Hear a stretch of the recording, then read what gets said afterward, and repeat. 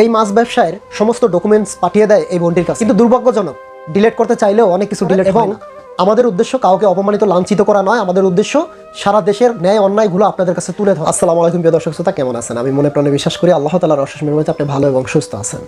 আমাদের বাংলাদেশের জাতীয় মাছের নাম ইলিশ। ছোট থেকে বড় সবাই খেতে স্বাচ্ছন্দ্য বোধ করি। কেউ আছে প্রতিদিন, প্রতি সপ্তাহে, প্রতি মাসে খাই, আবার কেউ আছে সারা বছর পেরিয়ে গেলেও সহপরিবার নিয়ে একটা ইলিশ মাছ খাওয়া যেন বড় ভাগ্যের ব্যাপার। আমাদের বাংলাদেশে নিম্ন পরিবারেও 5 থেকে 7 জন সদস্য আছে। সবাই হয়তো কর্মজীবী থাকে না, কাউকে না কাউকে সংসারের হাল ধরতে হয়। তাই তো আমার এক বোন সংসারের বড় মেয়ে হয়, পাড়ি জমায় জর্ডান গার্মেন্টস বিষয়।